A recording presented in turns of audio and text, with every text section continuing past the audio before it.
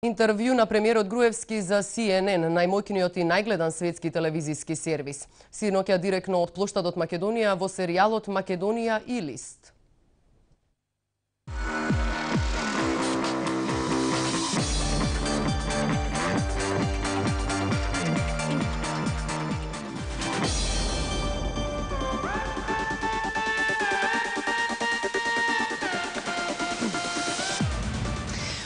Здраво и добре дојдовте. Јас сум Ана Корен во живот Скопје, Македонија, за ај-листата на CNN. Зад мене се наоѓа прекрасниот камени мост, најстариот мост во Македонија, изграден во 15-тиот век над реката Вардар. Еве неколку историски факти за Република Македонија.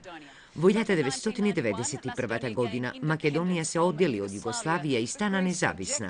Грција не го призна македонското име и знаме поради тоа што има свој регион со исто име. Обструкциите на Грција го пролонгираа меѓународното признавање на новата нација.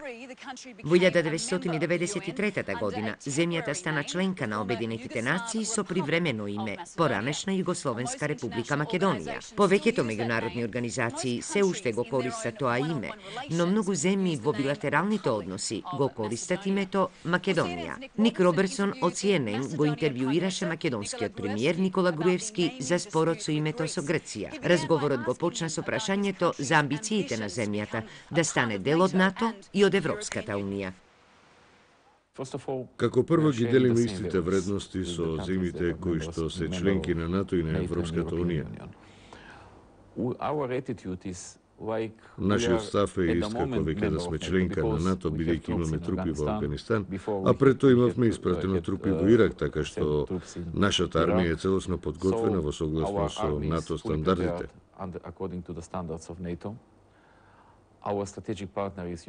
Соединетите американски држави се наш стратегиски партнер и наша цел е да станеме членка на Европската унија.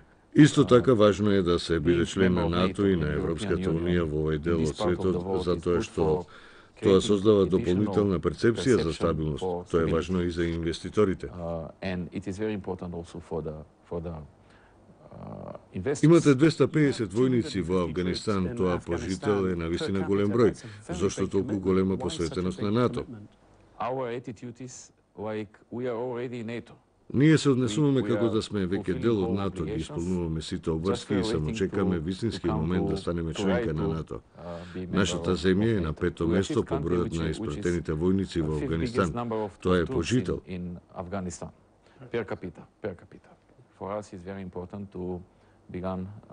За нас е многу важно да станеме членка на Европската унија и на НАТО. Нашата држава ги исполни сите потребни критериуми за да добие покана за равноправно членство во НАТО во март 2008 година. Поради блокадите од страна на Грција и спорот со името што тие го створија, нашата покана беше пролонгирана.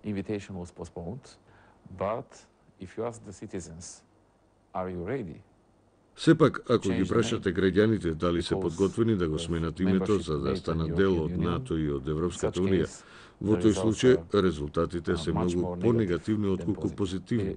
Тие сакаат да го сменат идентитетот на граѓаните. Тоа е навистина тешко да се објасни, но сакаат владата да прифати и да им објасни на граѓаните дека нашиот јазик во иднина нема да биде македонски, туку некој друг и дека нашата националност нема да биде македонска, туку нешто друго. Nationality will not be Macedonian and will be something else. You know, everybody in the country who is ethnic Macedonian. Сите етнички македонци во земјава знаат дека сите нивни предци со векови наназад се изјаснувале како македонци. Сега сакаат да им кажеме дека од денес веќе нема да бидат македонци поради членството во НАТО и поради спорот со Грција.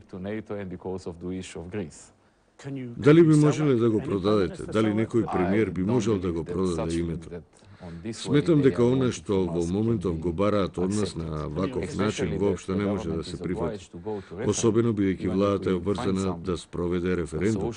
Дури и да најдеме некакво решение, некаков компромис, мора да одиме на референдум и да ги прашаме граѓаните. Се надевам дека во наредниот период Грција ќе биде поразумна. Ние им кажавме дека сакаме компромис.